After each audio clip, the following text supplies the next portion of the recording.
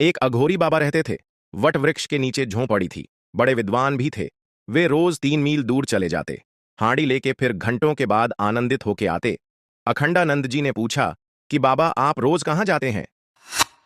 बोले, मैं उधर जाता हूं।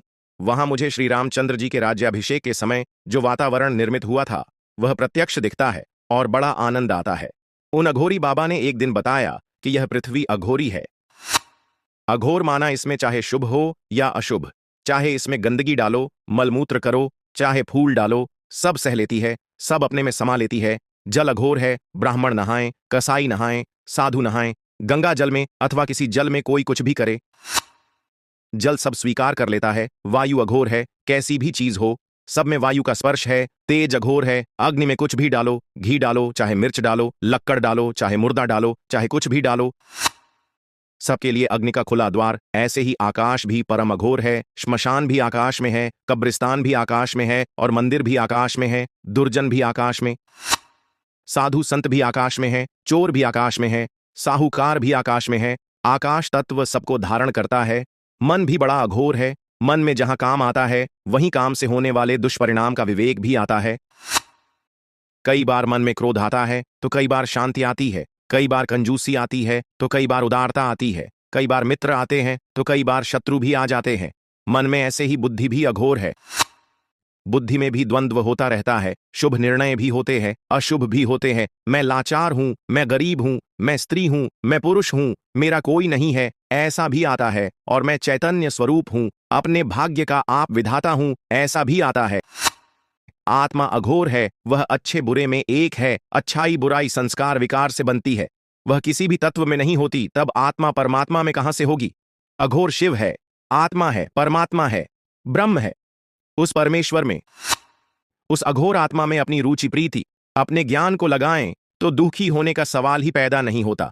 जब दुख आए, चिंता आए तो विचार करे कि पृथ्वी, नभ, अग्नि, वायु आदि सब अघोर है, उनका अधिष्ठान आत्मा भी अघोर है। फिर मैं इनके आने जाने से विषम कैसे हो सकता हूं? कितना आराम हो जाता है। संसार दुखालय है, लेकिन दुख छूएगा नहीं। ज्ञान की वृत्ति से अघोर बन जाओगे।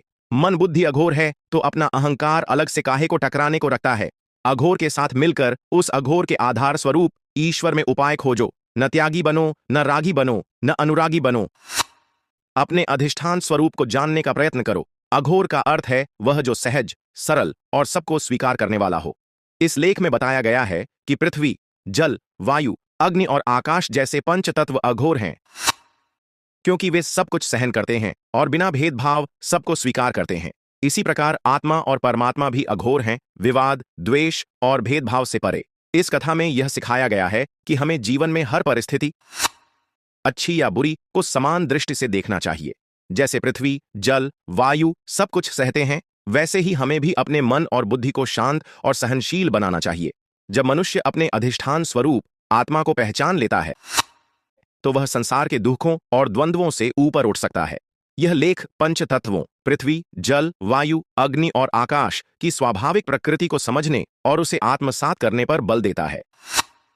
यह आधुनिक विज्ञान की सस्टेनेबिलिटी और इकोलॉजी की धारणा के समान है। प्रकृति के तत्व बिना भेदभाव के सबका पोषण करते हैं और हमें उनसे सीखना चाहिए। लेख मन और बुद्धि की परिवर्तनशीलता को समझाता है।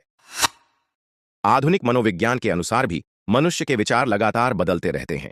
इसे स्वीकार करना और एक शांत अवस्था में पहुंचना मानसिक स्वास्थ्य के लिए आवश्यक है। अघोर का एक अर्थ है अपने भीतर सकारात्मकता और समता बनाए रखना।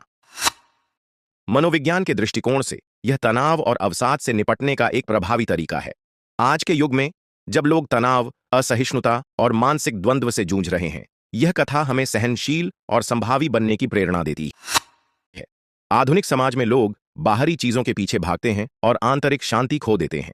यह कथा आत्मा और परमात्मा को समझने की प्रेरणा देती है, जो आंतरिक शांति का मार्ग है। लेख पंचतत्वों की महत्ता बताकर हमें पर्यावरण का आदर करना सिखाता है। यह हमें याद दिलाता है कि हमारी पृथ्वी और प्रकृति अघोर हैं और हमें इनका सम्मान करना चाहिए। आज जब मानसिक स्वास्थ्य एक बड़ा मुद्दा है, यह कहानी हमें दिखाती है कि विचारों को स्वीकार करके और स्वयं के भीतर अघोरता लाकर हम मानसिक शांति प्राप्त कर सकते हैं।